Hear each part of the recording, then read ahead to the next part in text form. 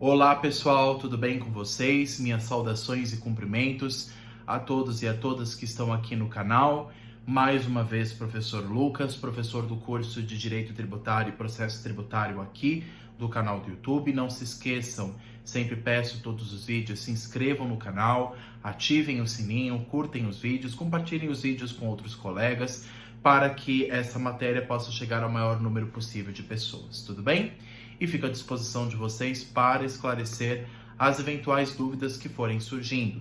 As dúvidas que forem surgindo podem colocar aqui nos comentários e aí eu vou esclarecendo vocês conforme a disponibilidade, tá? Então, se vocês tiverem dúvidas sobre essa disciplina ou sobre outras matérias que a gente já tratou aqui no canal, por favor, deixem aqui nos comentários, vou passando também as informações. Quem tiver interesse também nos materiais que eu faço, né, os slides de explicação, também posso compartilhar esse material com vocês pelo e-mail. É só me passar o endereço de e-mail de vocês e eu reencaminho os slides também com outras referências bibliográficas para que vocês fiquem atualizados em cada um dos assuntos, tá bom? Então, pessoal, vamos começar hoje a falar sobre a ação anulatória de débito tributário. Nós falamos nas últimas aulas os aspectos gerais do processo tributário, mais voltado ao processo judicial tributário, e a gente precisa entender quais são as peças, quais são as ações, meios de defesa que existem dentro do processo tributário, seja para a defesa do contribuinte, seja para a defesa do fisco. Mas quando se fala de exame de OAB, pessoal, nós estamos falando mais especificamente na defesa do contribuinte. Então, as ações, recursos e defesas que nós vamos estudar aqui vão ser mais destinados à defesa do contribuinte. É muito difícil, é muito raro cair uma peça na OAB que seja para a defesa do fisco, porque aí seria mais voltado para os concursos de procuradorias. Então, quem vai fazer concurso público de procuradoria municipal, estadual, federal, para PGFN, por exemplo, para a Procuradoria Geral da Fazenda Nacional, aí nessas bancas examinadoras, por exemplo, Banca CESP, FCC, essas bancas vão cobrar, obviamente, peças de defesa do fisco, porque aí você não vai atuar apenas como advogado, você vai ser advogado do Estado, ou seja, defendendo o fisco, a fazenda pública. Então eles vão exigir peças que sejam destinadas aos interesses do fisco. Mas aqui nós vamos focar nas peças que mais caem na OAB, que são mais voltadas à defesa do contribuinte, você como advogado particular daquela parte interessada no processo, tudo bem? Então hoje nós vamos falar sobre a ação anulatória de débito tributário. Quando a gente fala em ação anulatória, o nome já é bem claro. O que ela visa? Anular. Anular o quê? O crédito tributário que já foi constituído no lançamento. Então, a ação anulatória, para que ela serve? A ação anulatória de lançamento fiscal. Ela tem o nome de débito tributário, ação anulatória de débito tributário, ou também é chamada de ação anulatória do lançamento fiscal. O que acontece? Como nós já estudamos nas fases de formação do tributo. O lançamento tributário, nós sabemos que é o ato administrativo que vai constituir o tributo, dar origem ao chamado crédito tributário. Para que eu questione esse crédito já constituído, como eu posso fazer na via judicial? Através da ação chamada ação anulatória de débito tributário, ou também chamada de ação anulatória de lançamento fiscal. Eu, contribuinte interessado, por meio de meu advogado, vou requerer diante do Poder Judiciário que aquele lançamento que já foi realizado, que aquele crédito tributário que já foi constituído pelo lançamento, seja nulo. Eu vou justificar na minha ação judicial perante o juiz federal, se for um tributo federal, ou estadual, eu vou exigir que aquele crédito tributário que já foi constituído seja nulo, alegando a sua ilegalidade ou até a sua inconstitucionalidade. Tudo isso nós vamos falar na ação anulatória. Embora aqui a aula hoje é mais uma aula teórica, nós não vamos estudar aqui especificamente a formatação dessa peça, tá? Em outras aulas nós vamos ver isso. Aqui é a parte teórica, para a gente entender o que é uma ação anulatória. Ela serve justamente para pedir ao Poder Judiciário que decrete aquele lançamento um ato ilegal ou inconstitucional, fazendo com que aquele crédito já constituído, aquele crédito tributário, seja nulo. E aí o meu contribuinte, no caso o meu cliente, o contribuinte, seja isento de pagar aquele tributo, que ele alega ser ilegal. Então ele serve para promover a extinção de um ato administrativo defeituoso por via judicial. Aqui nós não estamos falando de via administrativa. Na via administrativa existe um outro nome que é a ação de impugnação de lançamento tributário. A ação de impugnação de lançamento tributário é um outro tipo de meio de defesa do contribuinte, mas isso é na esfera administrativa. Então, se eu recebo um tributo estadual e eu alego que esse tributo é ilegal ou inconstitucional, eu vou apresentar perante a instância administrativa o fisco, que é a parte interessada e ao mesmo tempo que vai julgar esse processo, o fisco que vai julgar a ilegalidade ou inconstitucionalidade. Então, o fisco ele pode decretar a ilegalidade ou inconstitucionalidade? Pode, ele pode rever o seu ato, que é o princípio da autotutela do ato administrativo, ou seja, a administração pública pode rever o seu próprio ato e decretar nulo. Mas na prática, geralmente isso não ocorre. Então as pessoas acabam indo mais direto ao poder judiciário, acabam não preferindo a via administrativa, porque na via administrativa você tem o fisco não só como parte, mas também como julgador. Então aqui no processo administrativo, quando a gente fala de ação de impugnação do lançamento tributário, essa é uma peça em esfera administrativa que vai seguir um rito diferente que a gente está acostumado do novo Código de Processo Civil, que é o CPC 2015, que aí é o âmbito judicial, que aí entra o que nós estamos estudando hoje, que é a ação anulatória. Então, no âmbito judicial é a ação anulatória de débito tributário. No âmbito administrativo é a ação de impugnação do débito tributário, que são dois tipos diferentes, tá bom? Mas será que é possível propor as duas juntas? Vá que uma dê certa e outra dê errada, não é melhor recorrer às duas concomitantemente? Isso não é possível, nós já vamos ver isso. Não é possível propor concomitantemente, ou seja, ao mesmo tempo, uma ação de impugnação na esfera administrativa junto com uma ação judicial. Ou eu escolho uma via, ou eu escolho outra. E nós vamos ver, inclusive, gente, que, claro, na esfera judicial eu posso sempre recorrer por conta do princípio da inafastabilidade da tutela jurisdicional. Isso é garantido no artigo 5º da Constituição, se não me engano, no inciso 35, que garante a inafastabilidade da tutela jurisdicional. Ou seja, eu não posso trazer empecilhos para que a pessoa recorra na esfera judicial. Eu posso recorrer na esfera judicial quando eu quiser, no tempo que eu quiser. Mas na esfera administrativa não é assim. Se você recorre por primeiro na esfera judicial, na esfera administrativa você não pode recorrer mais. Então não existe processos concomitantes, administrativo ou judicial.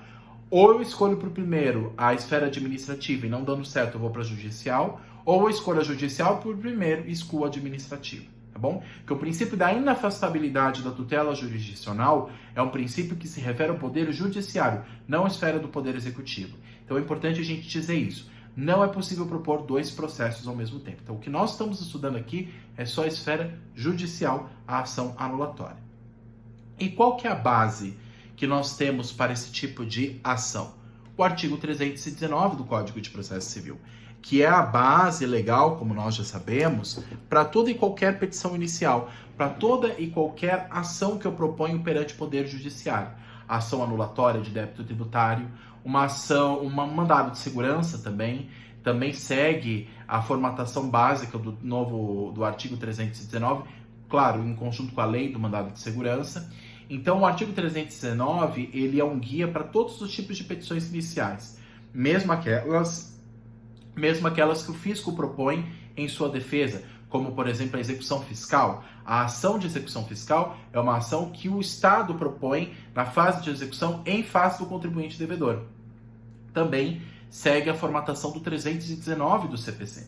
Então, esse artigo, pessoal, vocês têm que ter já grifado, já marcado no Vademecum de vocês, ou quem não tem o Vademecum, pode imprimir no site do Planalto o novo CPC, e ali vocês vão ter todos os artigos que vocês precisam, dentre eles o 319, que é fundamental para a formatação, para a gente entender como é que se forma uma ação judicial. Então, primeiro, o que deve ter nessa ação, né, de ação anulatória? O juízo a que se dirige, qual que é a instância que eu estou dirigindo, instância federal, instância estadual. Será que na instância que eu estou propondo existe vara de execução fiscal? Isso a gente vai ver isso lá na frente quando nós entendermos a formatação de uma petição inicial. Alguns estados possuem vara de execução fiscal, outros não. Ah, mas eu sou obrigado a decorar qual estado que possui vara de execução fiscal, qual que não tem? Não precisa decorar, gente. Inclusive, Quem tem que dar esse dado é o próprio exame, a própria OAB, a própria prova, na segunda fase, tem que informar se aquela instância que você está propondo a ação, ela possui ou não uma vara de execução fiscal. Se eles não disserem nada, não coloque, apenas coloque vara civil, porque quando não existe vara de execução fiscal, você propõe para a vara civil que atende todas as esferas de todos os âmbitos, que é a geral, que atende de todos os âmbitos judiciais. Então você tem o juízo a que se dirige, qual o juízo que eu vou me dirigir, qual a vara que eu me dirijo, qual a comarca, né? Aí a qualificação das pessoas, né, do processo. O nome, o prenome, estado civil, a existência de união estável, profissão, número de CPF ou do CNPJ, no caso de pessoa jurídica, endereço eletrônico, domicílio e residência do autor e do réu. No inciso 2 do artigo 319. O fato e os fundamentos jurídicos do pedido. Então, depois de você qualificar na petição inicial, que a gente vai ver como faz, você vai colocar o que aconteceu, o fato que aconteceu naquele processo, os fundamentos jurídicos que justificam o seu pedido ali naquela ação anulatória, por que você está dizendo na ação anulatória que aquele processo, que aquele tributo, né, no caso, ele é inconstitucional ou ele é ilegal, você tem que trazer os fundamentos jurídicos disso. Além disso, depois você vai colocar o pedido e as suas especificações, qual o pedido que você vai querer, dentre eles, óbvio, decretar a nulidade daquele lançamento tributário que deu origem àquele crédito tributário, é um dos pedidos que você vai ter, obviamente, na ação anulatória, o valor da causa, as provas com que o autor pretende demonstrar a verdade dos fatos e a opção do autor para realizar ou não audiência de conciliação ou de mediação. No âmbito tributário, isso não é possível.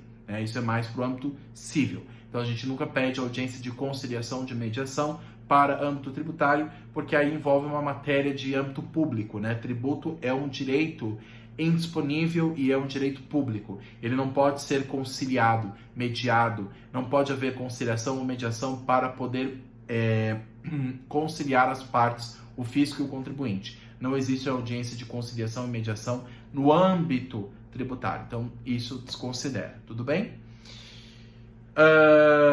Então, aqui eles falam, portanto, esses incisos do 319, pessoal. Desculpe.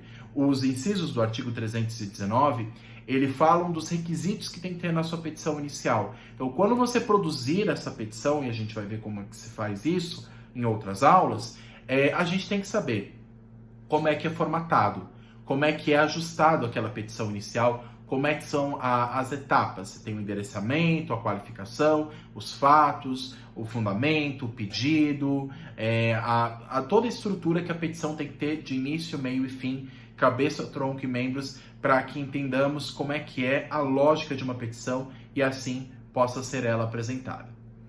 Lembrando uma coisa que é importante dizer na ação anulatória, pessoal, a súmula vinculante 28 do Supremo Tribunal Federal tem claro uma coisa: a exigência de depósito prévio é inconstitucional.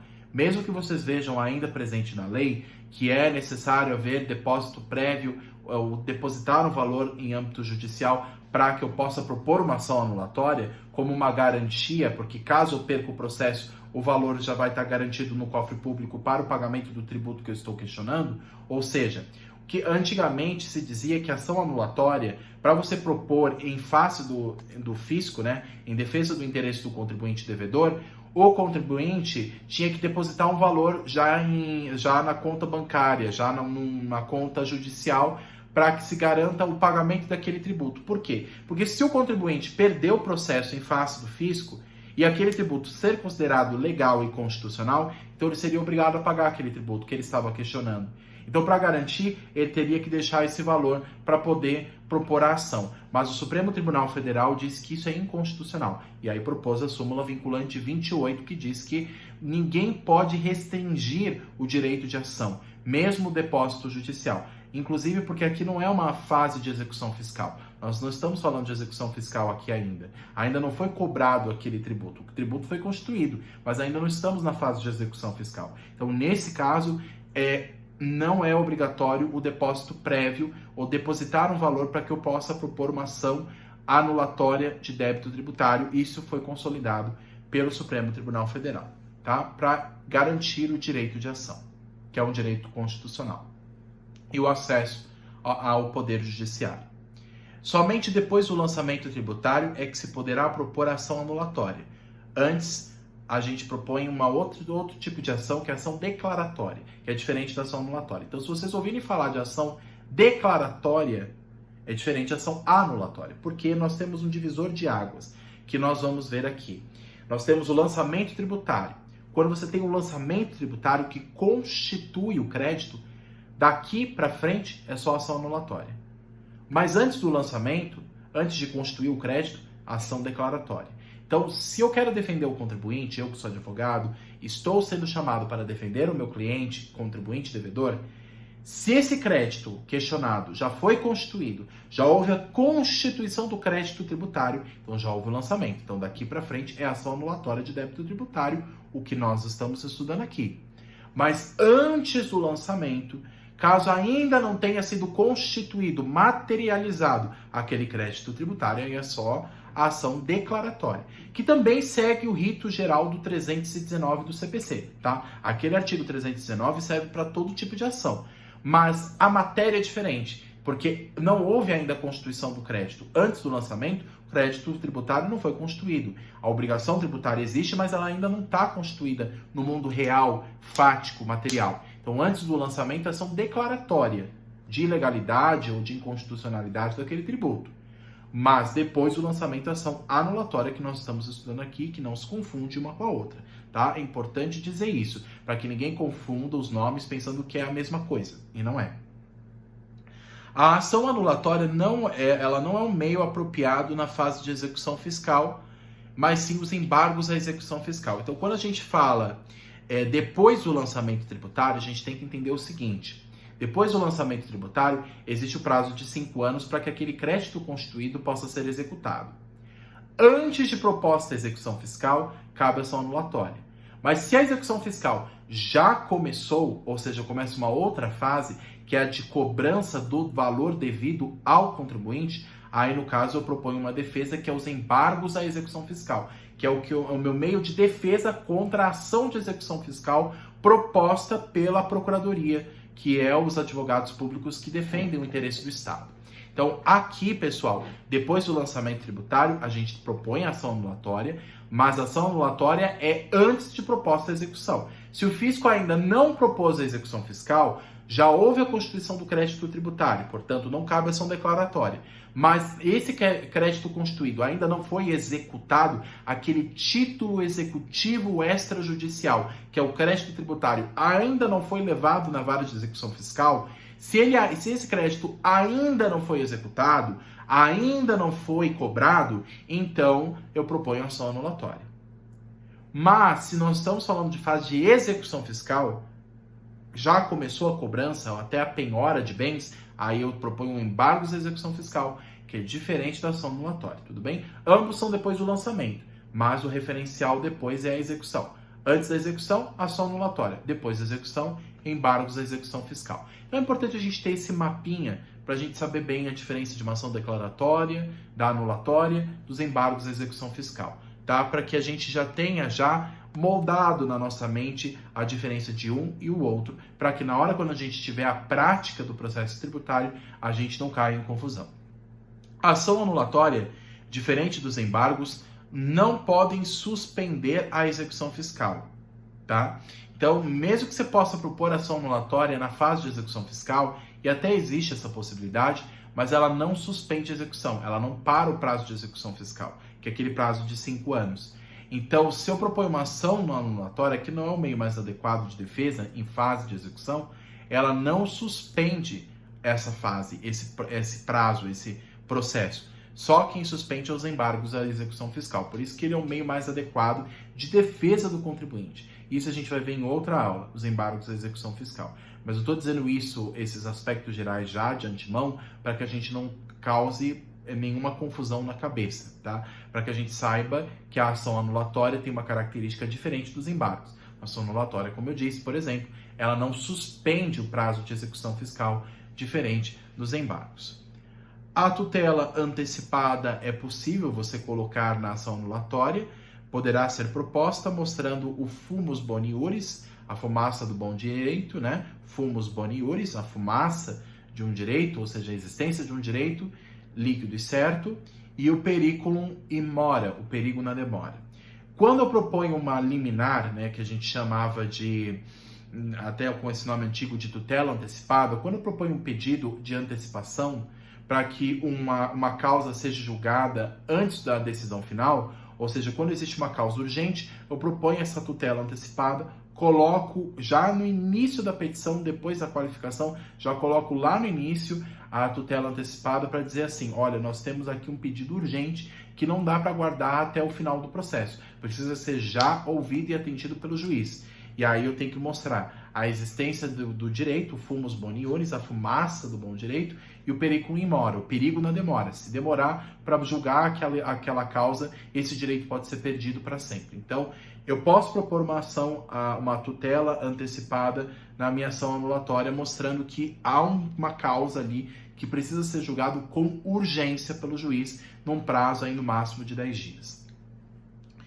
A impugnação administrativa, pessoal, como eu falei para vocês, poderá ser proposta na esfera administrativa antes da propositura da ação anulatória no processo judicial, nunca o inverso. Eu não posso começar com a ação anulatória para depois propor uma impugnação administrativa. E primeiro eu começo na esfera administrativa, depois eu vou para a judicial. Não dá para ser o oposto. No âmbito administrativo, não precisa de advogado, é importante dizer isso.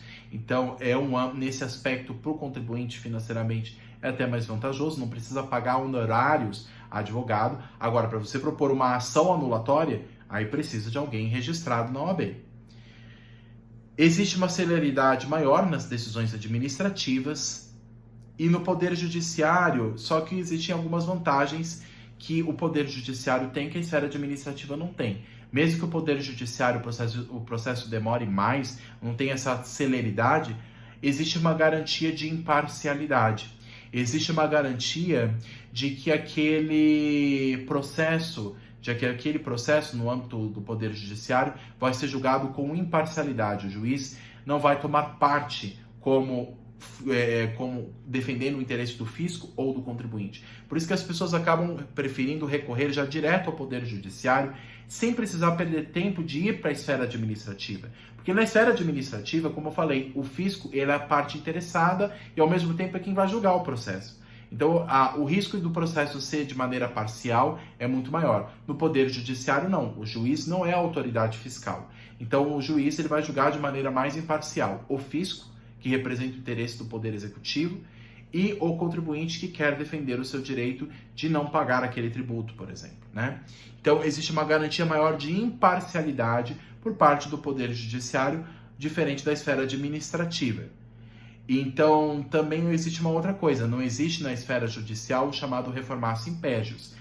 O que acontece? No âmbito judicial, se uma decisão de primeiro grau é desfavorável a mim, eu recorro no segundo grau e é mais desfavorável ainda, no caso, quando eu recorro na outra esfera, de uma de primeira instância para uma segunda instância, no âmbito judicial, o magistrado de segunda instância não pode piorar a minha situação que ocorreu na primeira.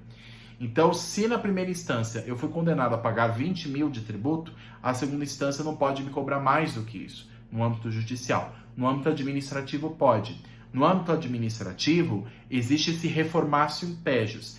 Então, se eu recorro na primeira instância para uma segunda instância, a segunda instância pode ser ainda mais rígida e cobrar aumentar ainda mais o valor que foi cobrado na primeira instância.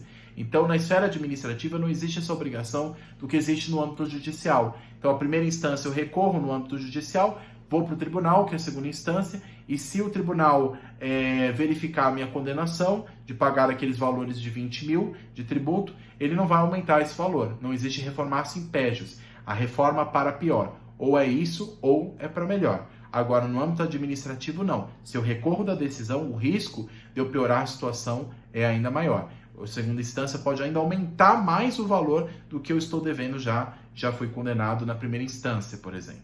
Então, recorrer na esfera judicial é mais vantajoso do que na esfera administrativa.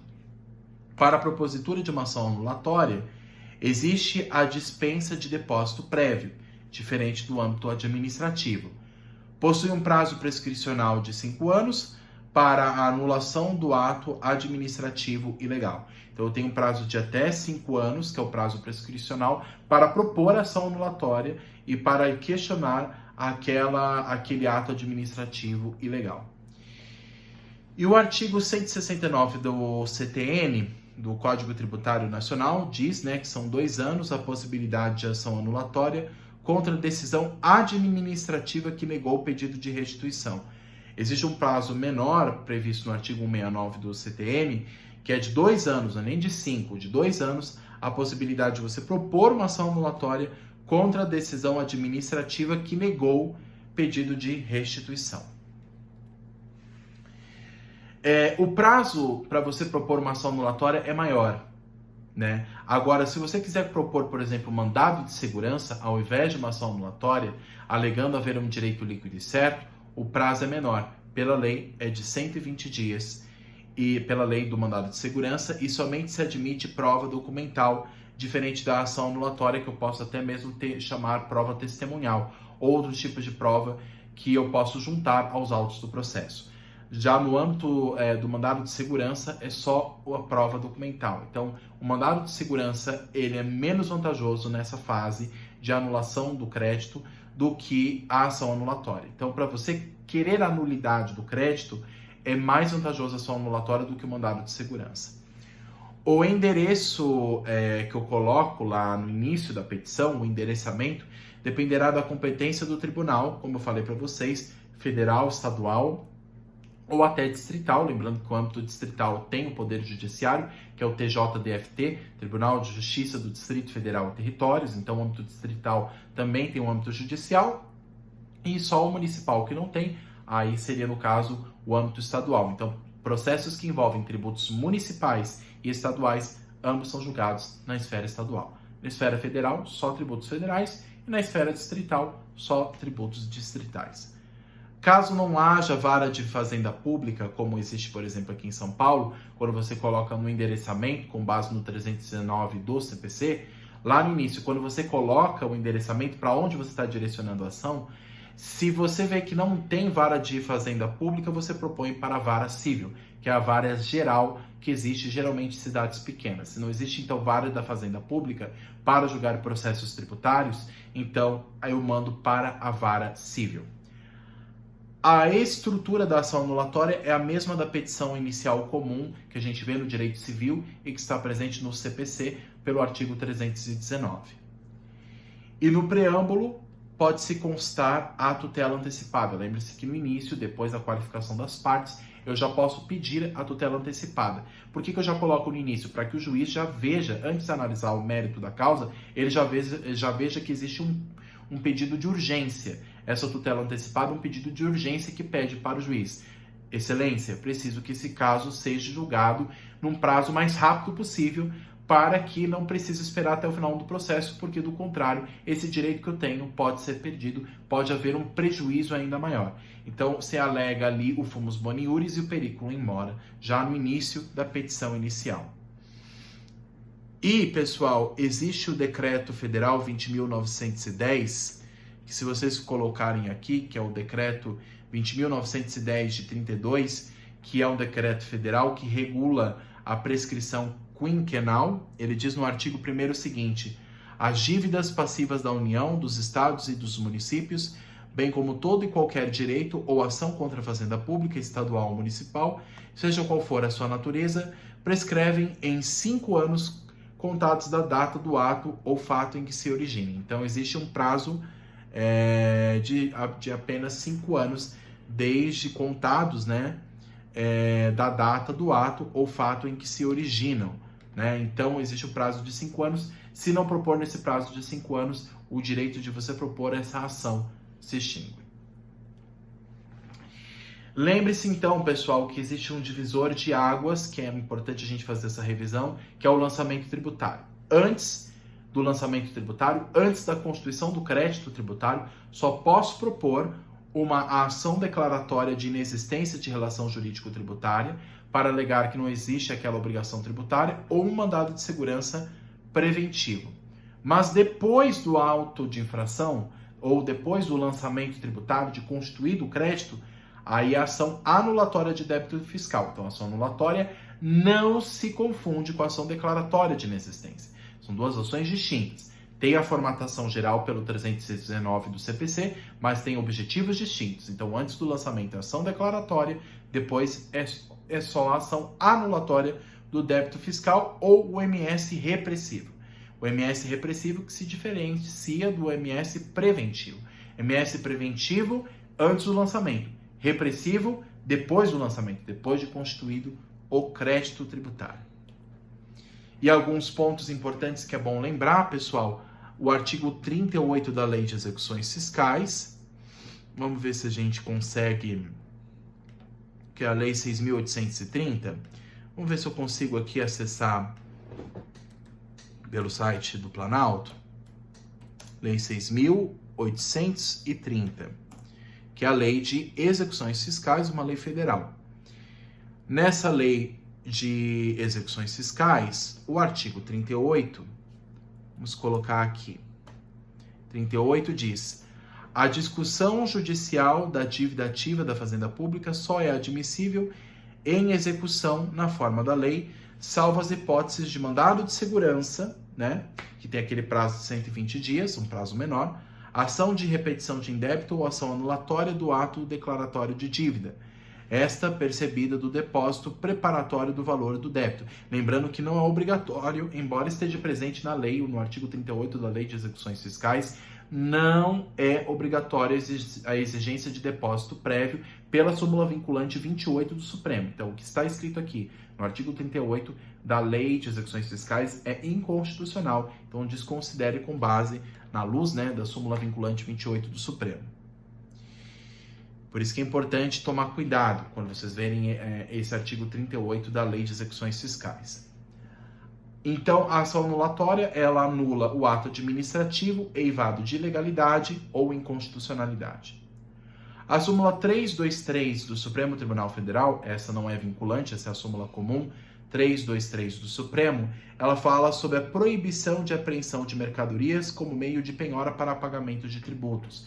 Eu também, mesmo que eu não possa exigir o depósito fiscal, o Supremo também disse que eu não posso também proibir, ou no caso, apreender mercadorias como garantia para propor uma ação anulatória. Não pode haver apreensão de mercadorias para garantia do pagamento do tributo. Lembrando que o tributo não se paga com mercadorias, e sim se paga em dinheiro.